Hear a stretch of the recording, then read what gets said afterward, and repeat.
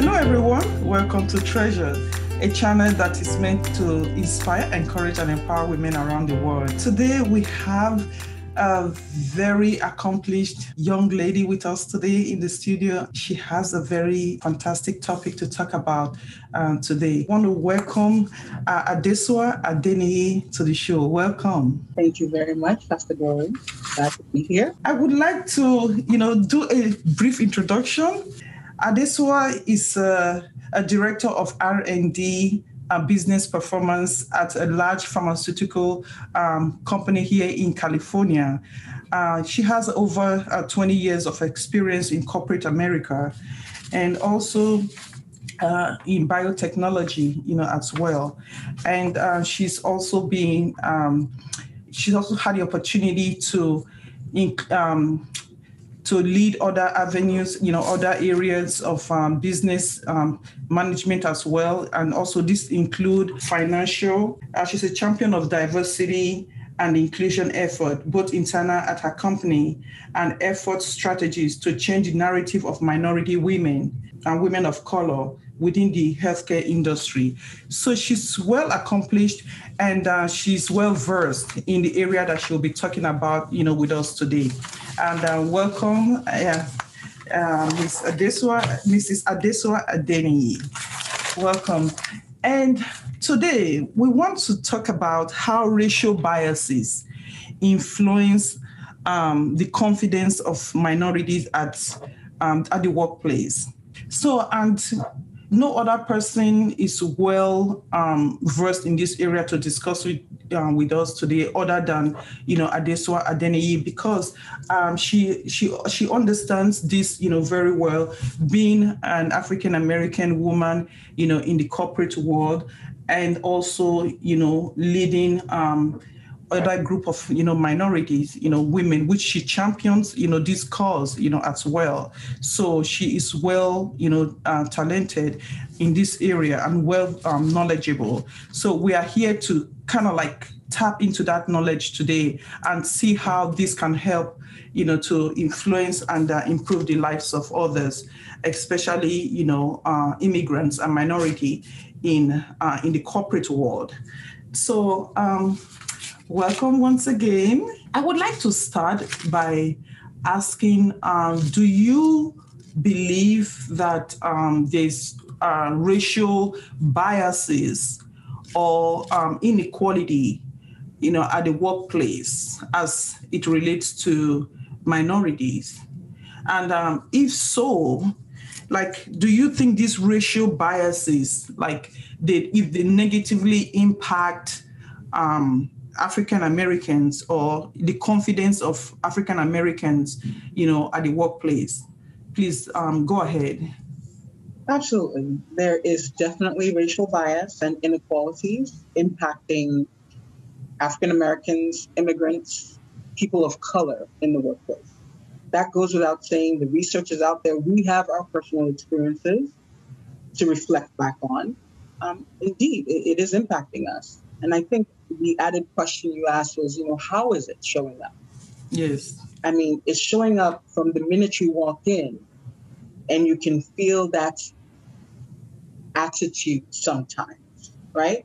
It shows up in the way you are reviewed, right? Okay. You and another colleague may be tasked with the same job, but when you are receiving your performance review, when you're being corrected, when you're being trained, there's an angle that is applied to you. There's an additional layer that may not necessarily be fair that's applied to you, right? It's also in the data, right? If you are looking at the data itself, and this is for people who care to look at that kind of thing. When we look at our pay, the inequality is very clear. For every dollar that a white man makes, a Black woman is making 59 cents.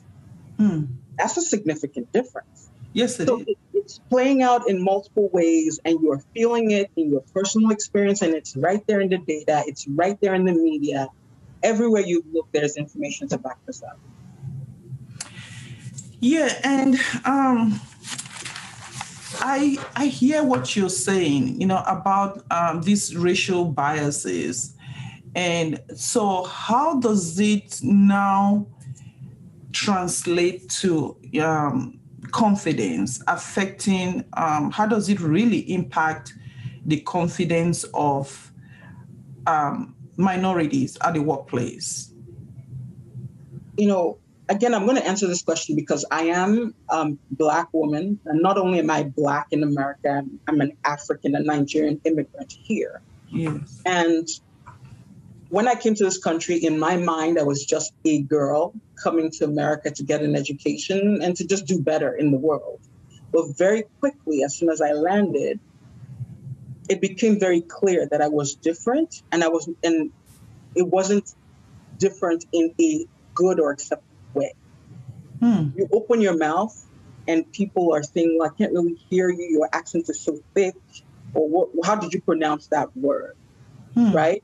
Or you go in and you've done a fantastic job of interviewing for a certain role and you don't get that role. Sometimes you just think maybe you didn't interview well, but sometimes someone with lesser skill has been given an opportunity over you, right?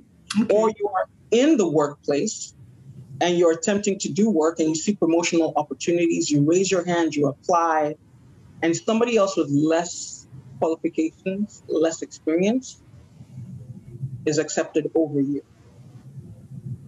right?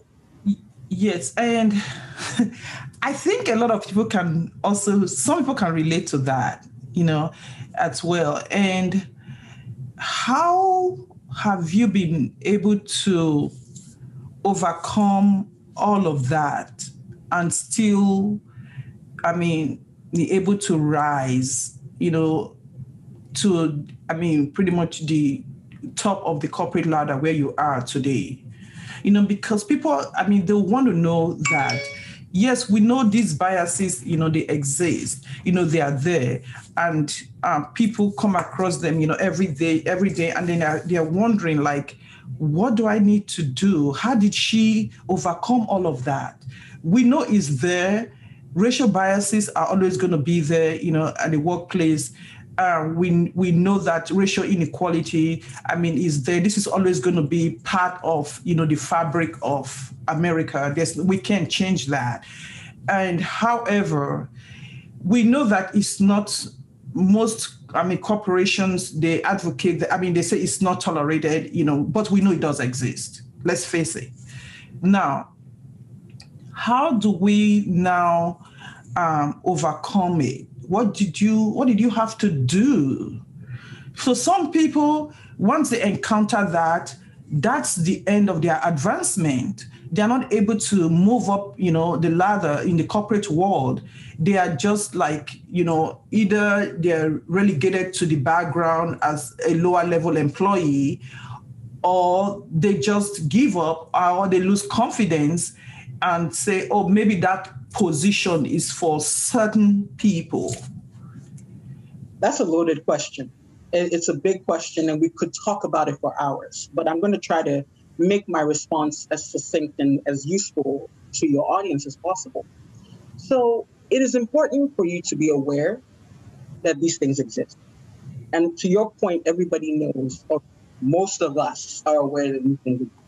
But there are some of us Black African immigrants, who stick our heads in the sand and say, I'm so fantastic, nobody's disqualifying me. Well, that's a good thing for you to be thinking about. But for those of us who've experienced inequality or bias in work, it is important to lean into that experience, but to use the learning and turn it around to a positive.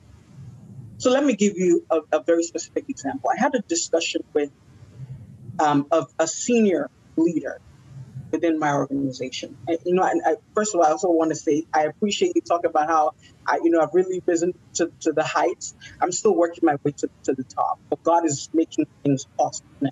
This is a channel that focuses on God. Worked very hard to get where I am, but there's still room to go. So we're still pushing forward. But back to the story at hand. I spoke to this gentleman who also happens to be an African immigrant. And he said to me, let's face facts. Look at yourself in the mirror. What do you see? You're a Black woman. you're a Black woman and you're walking into a corporate setting where you are not the norm. What are those biases that we know they have against you? What people think about when they see you. They see you as a Black woman, you're angry, you're probably not as knowledgeable as they expect that you are, and you're probably going to be lazy, shirk work, abandon work for other people to do. And I was stunned by that, but it is the reality. I've had this experience. I've heard it before. And he said, what you need to do is you need to arm yourself with the tools to disarm them. Disarm those perceived notions. So how do you do that? Yes. You walk into a new project, you walk into a new team, you join a new organization. It is important that your physical appearance, your voice, the way you carry yourself, you walk into the room aware that you are different, but present your best self. That's you put your best foot forward. Put your best foot forward. You come in there with I kind of call it like a servant leader type of position. So if you're coming in at maybe a manager level or whatever, senior manager position, you don't come in there like a bull in a china shop, like I know everything and I'm more knowledgeable than all of you. No, you come in there, you get to know the people, approach them from a place of respect, right? Yes. And attempt to understand what it is they do. And as you understand what they do, even if you are more knowledgeable than them, even if they work for you, because they are presented as the expert in that place, in that particular area, you accord them the respect. The respect, okay. Right? Oh, you're the expert in this accounting thing. You're the expert in this scientific area. Wow, that's fantastic. I really appreciate you taking the time to put me through. Thank you very much. And that changes their expectation, because their expectation, again, is maybe she's going to be rude or loud, dismissive. But because you've approached them from that place of respect, they might be taken aback by that. You think before you talk, right? They ask you a question, you don't necessarily have to just jump with an answer. Maybe somebody says something that rubs you the wrong way. You don't have to snap at them right away. You take a moment and try to respond to the situation objectively. Yes, okay. All right?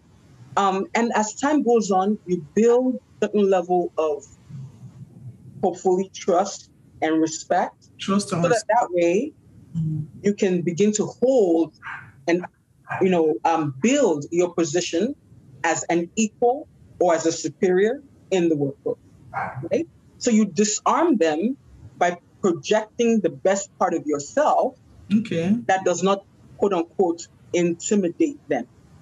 Or